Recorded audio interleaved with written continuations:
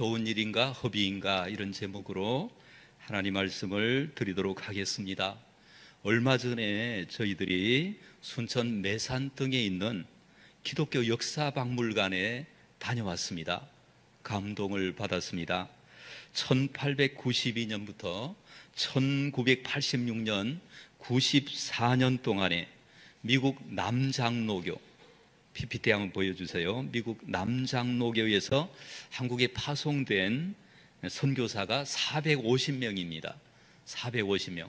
저기 전라남북도 지역에 450명이 94년 동안에 파송을 받았습니다.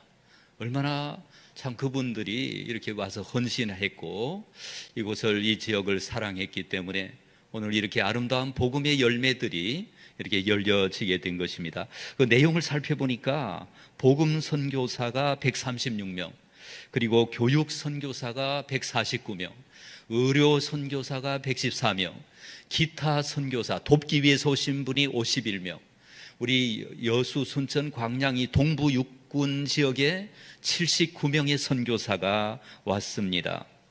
이분들이 와서 이곳에 학교를 세우고 문맹을 없애고 병을 치료하고 병원을 세우고 그리고 복음을 전하고 교회를 세우고 그리고 이분들이 구제 사업을 하고 이분들이 가난한 이들을 돕고 그때 얼마나 우리 대한민국 조선이 열악했습니까?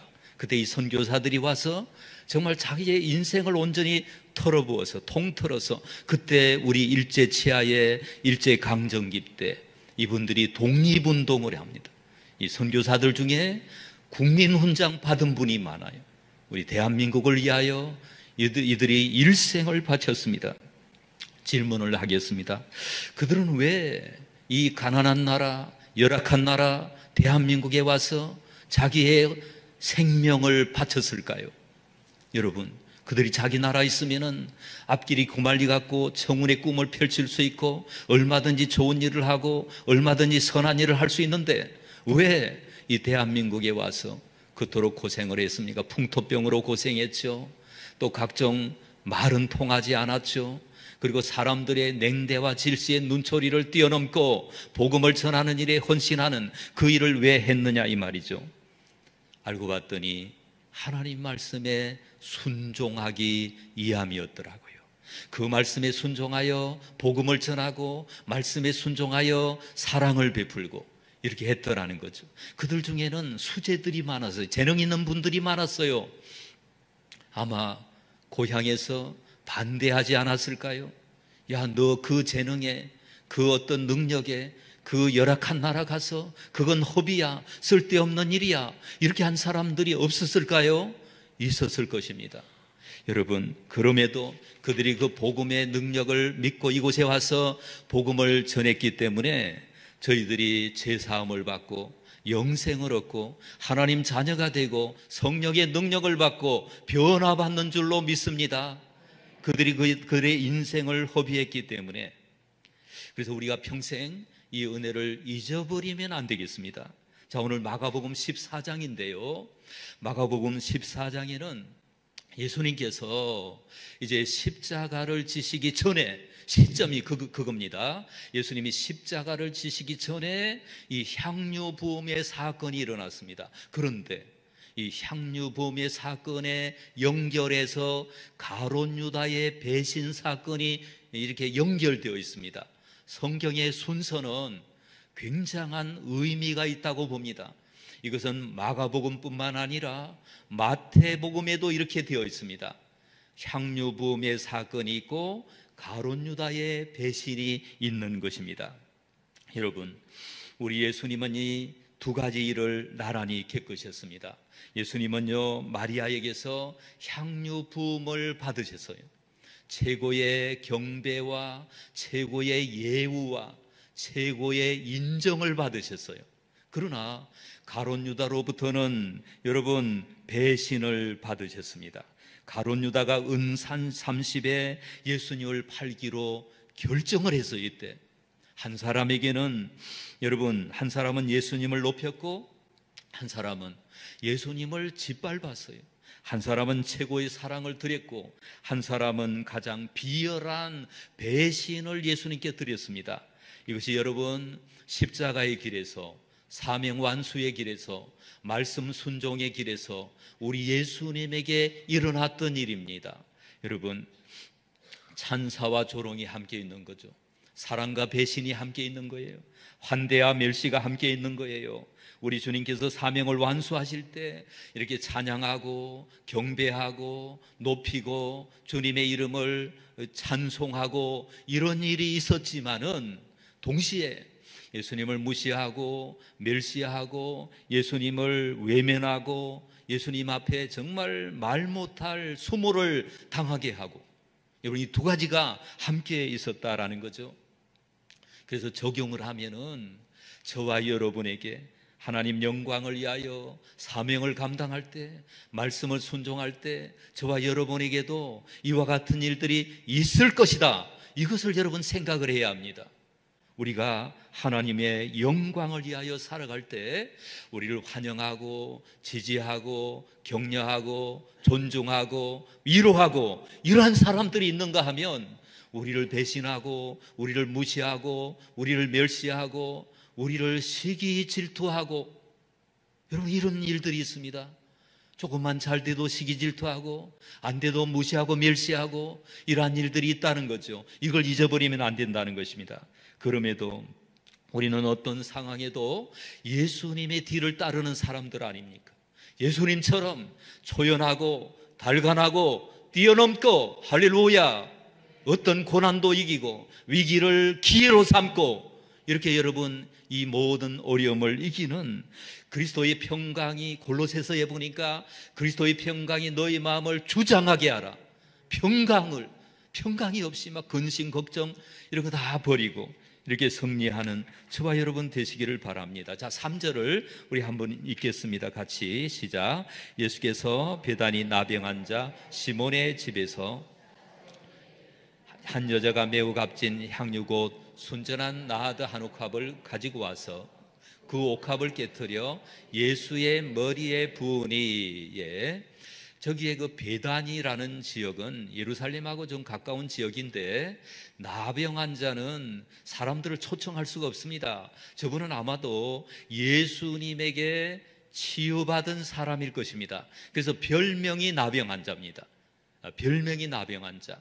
그 시몬이 아마 예수님의 은혜를 기억해서 식사 대접을 하는 그 자리에 한 여자가, 이 여자는 요한복음에 보니까 마리아입니다. 요한복음 12장에 마리아가 향유고 순전한 나드 한 옥합을 가지고 와서 옥합을 깨뜨려서 예수님에게 부었습니다. 자, 4절과 5절을 다 같이 한번 읽겠습니다. 시작. 어떤 사람들이 화를 내어 서로 말하되 어찌하여 이 향유를 허비하는가. 5절. 이 향유를 300데나리온 이상에 팔아 가난한 자들에게 줄 수 있었겠도다 하며 그 여자를 책망하는지라. 이 나드라고 하는 것은 풀입니다. 풀인데, 거기가 풀인데 이것을 기름으로 짜면은 그 풀을 저렇게 한 옥합 잘리고 하면은 어마어마한 풀이, 나드라고 하는 저 향이 나는 풀인데 들어간답니다. 그래서 이 값이 얼마냐? 1년 품삯입니다. 1데나리온이 하루 노동자의 품삯이니까 300데나리온이라고 본문에 나와 있죠. 그러니까 300일 일한 값이에요. 얼마나 그 값이 큰가, 이렇게 생각을 하면서 이 옆에 있던 사람들이 이건 허비다, 왜 이것을 허비하느냐, 이렇게 얘기를 하는데, 이렇게 말한 사람이 누구냐? 요한복음 12장 4절과 5절에 보니까 그런 말씀이 있습니다. 한번 읽겠습니다. 시작. 제자 중 하나로서 예수를 잡아줄 가룟 유다가 말하되 이 향유를 어찌하여 300데나리온에 팔아 가난한 자들에게 주지 아니하였느냐 하니. 자, 누가 그렇게 했습니까? 가룟 유다가. 여러분, 가룟 유다는 예수님을 사랑하지 않습니다. 가룟 유다는 세상을 대표하는 경우입니다. 여러분, 세상 사람들은 우리가 예수님을 위하여 섬기고 희생하고 봉사하고 열심을 내는 이런 모습을 가지고 왜 그렇게 하느냐, 허비 아니냐, 왜 그렇게까지 헌신하느냐, 주일 낮에 한 번만 예배 드리면 되었지 오후 예배까지 드려? 이렇게 하면서 여러분 헌금하는 것도 헌금하지 마라. 너 인생 그거 허비다 이러면서 또 우리가 하나님을 위하여 남들이 안 하는 섬김과 봉사를 할 때 세상은 우리를 욕을 하는 겁니다. 허비다, 쓸데없는 짓이다, 낭비다 이렇게 얘기를 하는 것입니다. 하지만 세상은 그렇게 말할지라도 성도들은 칭찬하고 인정하고 지지해야 되잖아요. 자, 마태복음 26장 8절. 마태복음 앞에 보여주시고 다 같이 읽습니다. 제자들이 보고 분개하여 이르되 무슨 의도로 이것을 허비하느냐. 여러분, 제자들도 분개했습니다. 제자들이 누굽니까? 예수님 따르는 사람들 아닙니까? 예수님하고 가치관이 같고 예수님하고 지향점이 같고 예수님을 따라서 세상을 버리고 세상의 가치관을 버리고 따랐던 그들이 이렇게 얘기를 하는 거예요. 이건 왜 그럴까요? 이 제자들이 이렇게 얘기를 하는 겁니다. 야, 너무 열심히 하지 마라. 광신자처럼 보인다. 상식적으로 믿어라. 열광주의를 버려라. 예수를 믿지만은 그렇게 신사적으로 믿어야지 하면서 여러분 기도 열심히 하고 열심히 주님의 몸된 교회에 봉사하고 이런 것들을 그들은 예수 믿는 다른 분들이 뭐라고 얘기를 합니까? 허비다, 쓸데없는 일이다 이렇게 얘기를 하는 것입니다. 그래서 그거를 여러분 조사하면 다 나오죠. 안 나옵니까? 나와요. 이 조사를 해봤더니 왜 그런가 조사를 해봤어요. 왜 예수 믿는 사람들이 예수 믿는 사람들을 보고 허비라고 하느냐? 조사를 해봤더니 예수 믿는 사람들이 세상의 영향을 받았습니다. 세상의 실리주의의 영향을 받았어요. 세상의 편의주의의 영향을 받았어요. 최소의 자본으로 최대의 효과를 올린다느니 이런 어떤 영향을 받은 것입니다. 편의주의의 영향을 받았어요. 세상은 어떻게 하든지 귀찮은 거 안 하려고 합니다. 힘든 거 안 하려고 합니다. 앞으로 교회 봉사가 점점 힘들어지는 시대가 오고 있습니다. 어느 교회는 점심시간에 용역을 줍니다. 용역. 그러니까 우리 성도님들은 편안하게 예배드리고 그 용역이 하얀 모자 쓰고 이게 식사 배달하고 이렇게 하는 거예요. 또 그렇게 하는 데도 있습니다. 한 가지지만은 그렇습니다. 여러분, 인본주의, 개인주의, 이기주의 이런 모든 영향을 받아서 열심히 봉사하는 사람들에게 그건 허비다 이렇게 얘기를 하는 것입니다. 그러나 로마서 12장 2절에 너희는 이 세대를 본받지 말고 마음을 새롭게 함으로 변화를 받아라. 할렐루야, 변화를 받아라 이렇게 얘기를 하고 있습니다. 예수님께 대한 향유부음, 헌신이 과연 허비일까요? 예수 믿는 이들도 열심히 헌신하며 자신을 드리는 것을 허비라고 여길 수가 있습니다. 그러나 아닙니다. 우리 주님이 어떻게 보시느냐, 이게 중요한 거예요. 여러분, 우리의 종말에 마지막으로 남게 될 질문이 무엇입니까? 역사가 우리를 어떻게 평가할 거냐, 이것도 중요합니다. 우리의 후손들이 우리를 어떻게 평가할 거냐, 이것도 중요합니다. 그러나 우리 주 예수 그리스도께서 우리를 어떻게 보시느냐, 이것이 정말 중요한 것입니다. 저와 여러분이 예수님 앞에서 과연 하나님 앞에 섰을 때 어떻게 우리가 평가를 받을 것인가, 이것이 가장 중요한 것입니다. 그래서 예수님의 평가를 우리가 한번 살펴봅시다. 6절 한번 읽겠습니다. 시작. 예수께서 이르시되 가만두라. 너희가 어찌하여 그를 괴롭게 하느냐? 그가 내게 좋은 일을 하였느니라. 아멘. 그가 내게 어떤 일을 하였느니라? 좋은 일을 하였느니라. 이 좋은 일을 했는데 예수님이 볼 때는 좋은 일이야. 근데 세상이 볼 때나 다른 사람이 볼 때는 이것은 쓸데없는 일이고 비방을 받은 일입니다. 자, 7절을 한번 읽겠습니다. 가난한 자들은 항상 너희와 함께 있으니 아무 때라도 원하는 대로 도울 수 있거니와 나는 너희와 항상 함께 있지 아니하리라. 아멘. 우리 예수님은 가난한 자들에 대한 관심이 얼마나 많은지 몰라요. 지극히 작은 자 하나에게 한 것이 내게 한 것이니라, 이렇게 말씀하셨어요. 이 가난한 자를 돕는 일에 정말 우리 예수님은 귀하게 여기시는 겁니다. 그런데 오늘은 그런 말씀은 하지 아니하시고 이 마리아가 한 일이 아주 잘한 일이다, 좋은 일이다. 이것은 어쩌면은 예수님의 일생에 있어서 단 한 번의 기회만 왔다라는 거죠. 자, 8절을 한번 읽겠습니다. 시작. 그는 힘을 다하여 내 몸에 향유를 부어 내 장례를 준비하였느니라. 우리 예수님이 의미를 부여해 주셔서 그 향유 부음의 사건을 예수님의 장례를 기념하는 사건으로, 장례를 준비하는 사건으로 우리 예수님이 의미 부여를 해 주셨습니다. 그러므로 허비가 아닙니다. 저와 여러분이 드리는 사랑, 저와 여러분이 드리는 희생, 저와 여러분이 드리는 봉사, 섬김, 그것은 허비가 아니에요. 하나님이 기억하시는 겁니다. 자, 9절을 다 같이 한번 읽겠습니다. 내가 진실로 너에게 이르노니 온 천하에 어디서든지 복음이 전파되는 곳에는 이 여자가 행한 일도 말하여 그를 기억하리라 하시니라. 아멘. 여러분, 예수님이 하신 칭찬 중에서 이렇게 귀한 칭찬이 또 어디 있습니까? 온 천하에 어디서든지 복음 전파되는 곳에는 이 여자가 행한 일도 말하여 저를 기억해라, 기념해라, 잊지 말아라. 우리 예수님이 말씀하시는 것입니다. 그렇다면 우리 예수님을 한번 생각을 해봐야 합니다. 우리 예수님은 저와 여러분, 그 로마서에 보니까 우리가 예수님과 원수 되었답니다. 예수님과 원수가 되었다는 거예요. 원수 되었을 때에 예수님이 우리를 위하여 십자가를 지심으로 우리를 대신하여 대속의 그 길을 걸어주셨어요.